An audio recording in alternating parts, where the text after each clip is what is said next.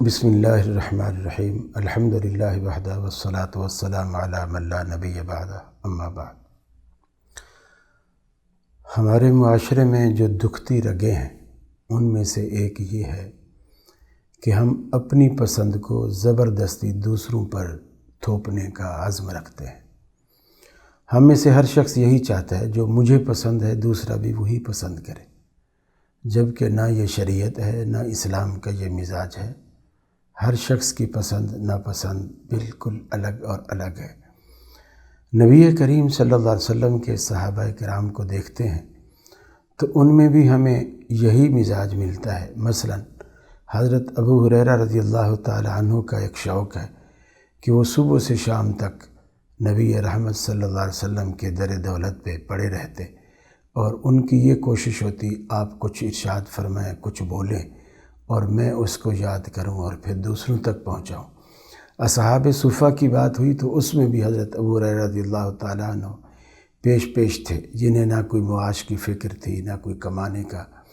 انہیں احساس تھا، سارا دن اسی کام میں لگے رہتے۔ لیکن ان کے مقابلے میں دیکھیے حضرت خالد بن ولید رضی اللہ تعالیٰ عنہ ہر وقت گھوڑے کی پشت پر سوار رہتے، تلوار ہاتھ میں رہتی، ایک ہی جذبہ، ایک ہی ذوق، ایک ہی شوق کار فرما رہتا کہ میں یا تو کسی کو مار دوں یا کسی کے ہاتھوں خود سے مارا جاؤں۔ یہ دونوں مزاج بالکل الگ الگ ہیں، لیکن کبھی ایسا نہیں ہوا کہ حضرت خالد بن ولید رضی اللہ تعالیٰ عنہ نے یہ کہا ہو، اے ابو ہریرہ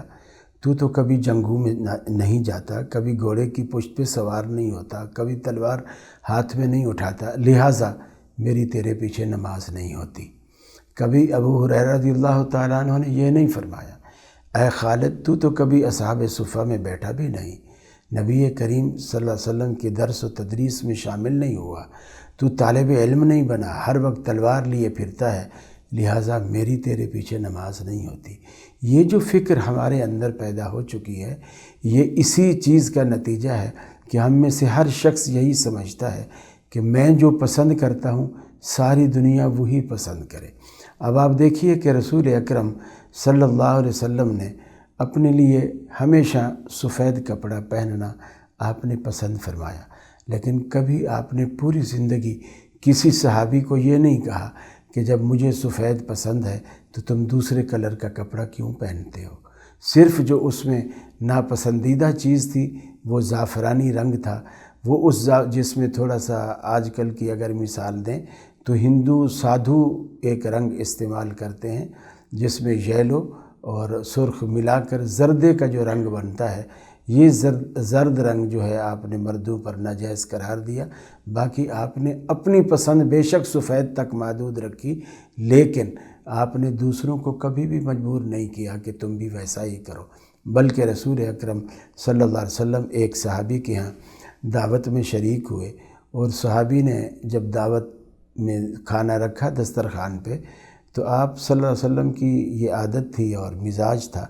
کہ آپ کھانے سے پہلے اگر وہ چیز سمجھ میں نہ آتی تو آپ پہلے پوچھتے کہ یہ کیا ہے۔ چنانچہ آپ نے سوال کیا تو بتایا گیا کہ یا رسول اللہ صلی اللہ علیہ وسلم یہ ضب ہے، ضاد بے ضب، جسے تقریباً پاکستان میں کچھ لوگ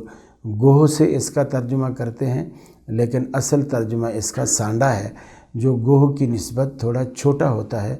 گرم ہوتا ہے، صحرا میں پایا جاتا ہے، اور اس کے بارے میں مشہور ہے کہ یہ پانی نہیں پیتا اور پانی سے دور بھاگتا ہے، گویا اللہ نے اس کے اندر ریڈیٹر ہی نہیں رکھا، اسے پانی کی ضرورت ہی نہیں پڑتی۔ جب صحابی نے بتایا کہ یا رسول اللہ یہ ضب ہے، آپ نے اپنے آگے رکھی ہوئی پلیٹ کو اس کی طرف سرکا دیا۔ اس نے کہا یا رسول اللہ کیا یہ حرام ہے؟ آپ نے فرمایا نہیں، ہمارے علاقے میں نہیں کھایا جاتا، اس لیے میری طبیعت اس کی طرف راغب نہیں ہوتی۔ چنانچہ باقی صحابہ رغبت کے ساتھ کھاتے رہے، آپ نے کسی ایک کا بھی ہاتھ پکڑ کے نہیں روکا کہ جب میں نہیں کھا رہا تو تم کیوں کھا رہے ہو۔ گویا یہ جو اپنی پسند ہے، اس کو جب آپ اپنے تک محدود رکھیں گے اور یہ کوشش نہیں کریں گے کہ ساری دنیا میری ہی پسند کے مطابق اپنا مزاج بنا لے، تو انشاءاللہ اختلاف کبھی پیدا نہیں ہوں گے، محبتیں جنم لیں گی، محبتیں پنپیں گی، الفتیں پھیلیں گی، اور نفرتیں نکلیں گی تو اپنے اندر اگر آپ کی پسند ناپسند دوسروں سے مختلف ہے تو خود اپنی ذات تک اسے محدود رکھیے، دوسروں تک لے جانے کی اسے کوشش نہ کیجیے، اس سے اختلافات پیدا ہوتے ہیں۔ اللہ رب العالمین ہمارے دلوں میں محبت، الفت، پیار پیدا فرمائے، اتحاد پیدا فرمائے، تاکہ ہم آپس میں جڑ کر کفر کے خلاف ایک مٹھی بن کر اور ایک مکہ بن کر کفر کے خلاف ثابت ہوں۔ السلام علیکم ورحمۃ اللہ وبرکاتہ۔